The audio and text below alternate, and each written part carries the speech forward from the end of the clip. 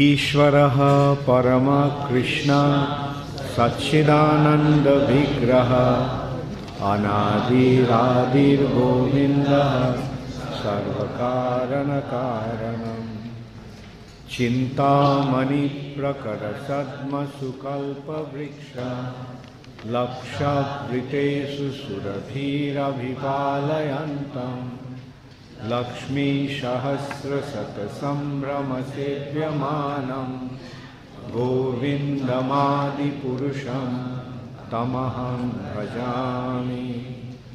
वेणुं कनन्तमरविन्ददलायताक्षं बर्हावतं समसितं बुधसुन्दरङ्गं कन्दर्पकोटिकमनीयविशेषशोभम् गोविन्दमादिपुरुषं तमहं भजामि।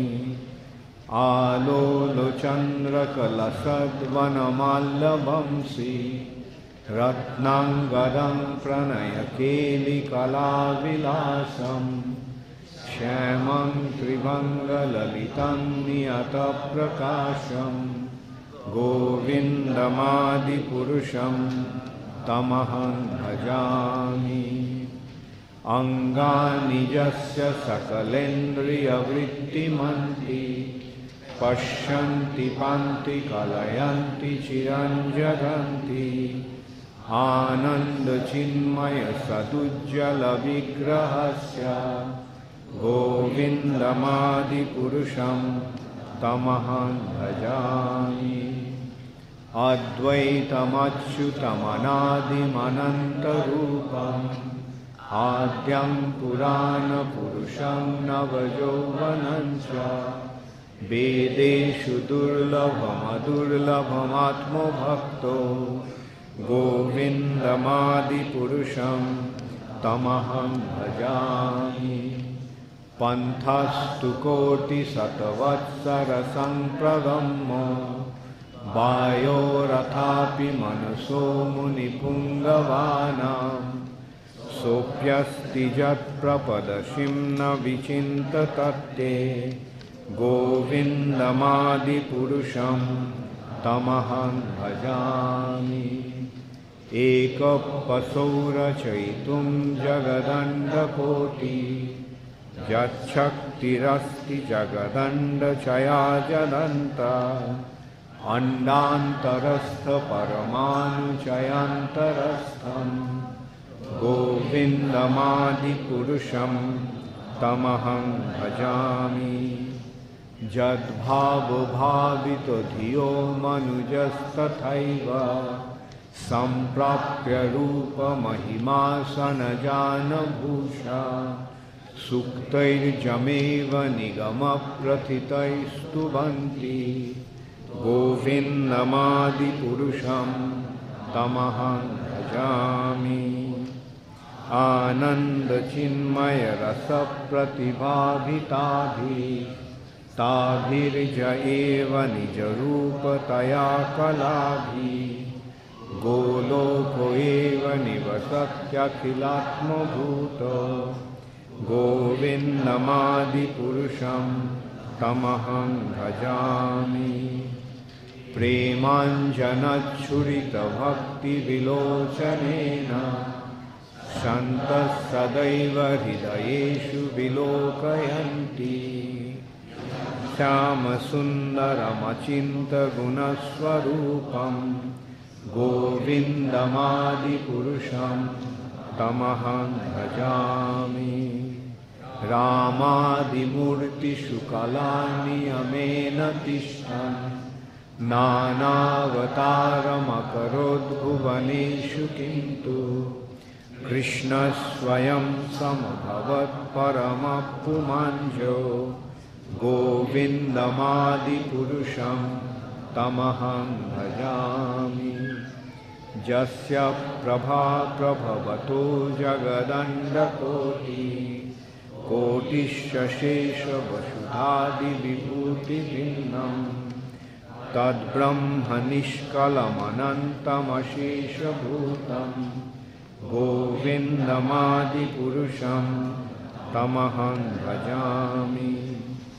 माया हि यस्य जगदण्डशतानि सूते त्रैगुण्य तद्विषयवेदवितायमाना सत्यावलम्ब परसत्यविशुद्धसत्त्वं गोविन्दमादिपुरुषं तमहं भजामि।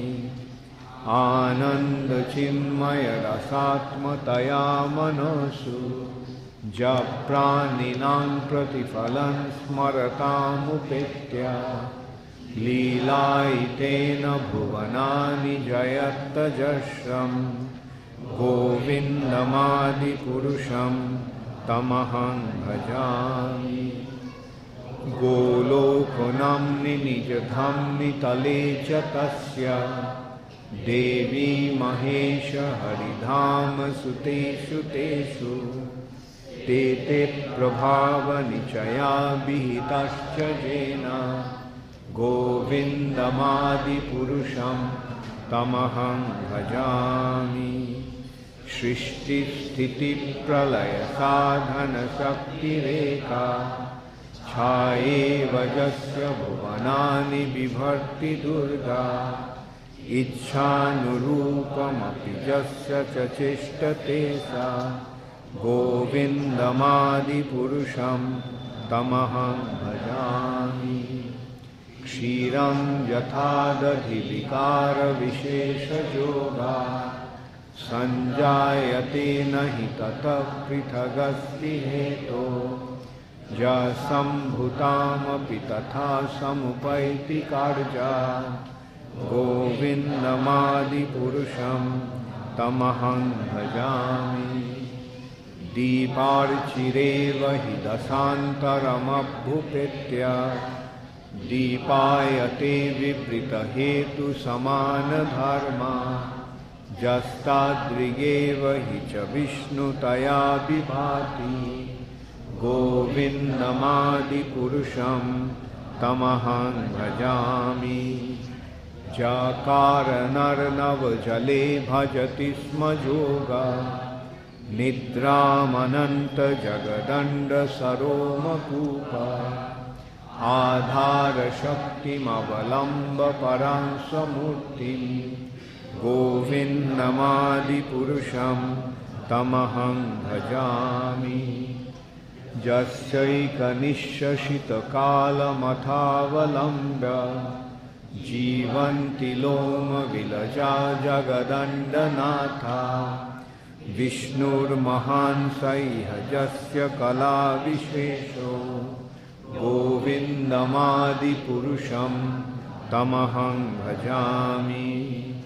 भास्वान् यथा स्म सकलेषु निजेषु तेजा स्वीयं कियत् प्रकटयत्तपि तद्वदत्र ब्रह्मा च एष जगदण्डविधानकर्ता गोविन्दमादिपुरुषं तमहं भजामि।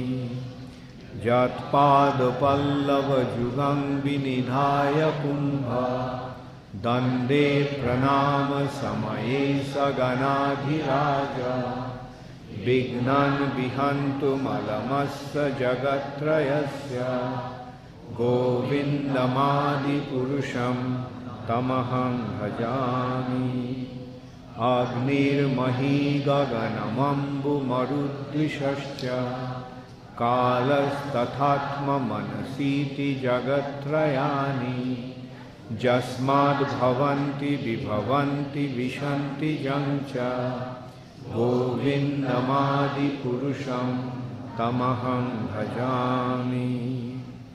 यच्चक्षुरेश सविता सकलग्रहाणां राजा समस्तसुरमूर्तिरशेषतेजा यस्याज्ञया भ्रमति संभृतो कालचक्रो गोविन्दमादिपुरुषं तमहं भजामि।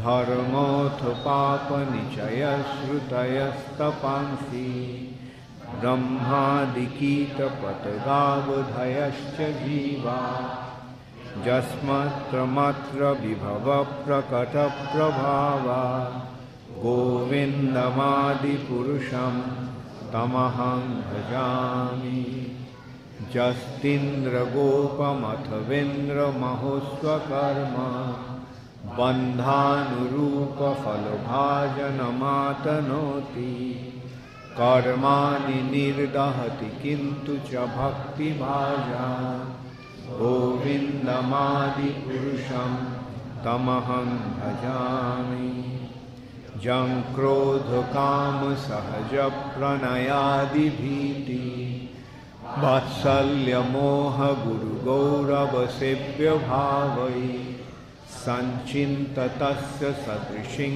तनुमापुरेते गोविन्दमादिपुरुषं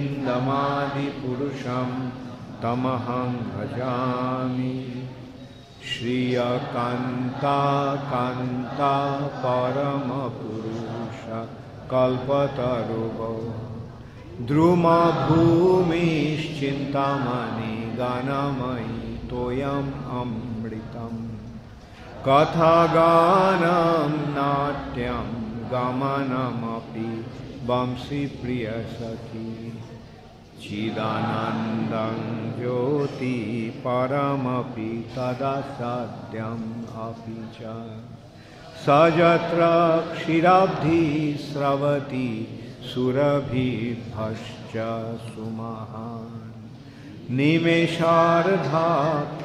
वा व्रजति नहि यत्रापि समयः भजे श्वेतद्वीपं तमहमिह गोलकम् इति जन् विदन्तस्ते सन्त क्षितिविरलचरा कतिपये ईश्वरः परमकृष्ण सच्चिदानन्दविग्रहः अनादिरादिर्गोविन्दः सर्वकारणकारः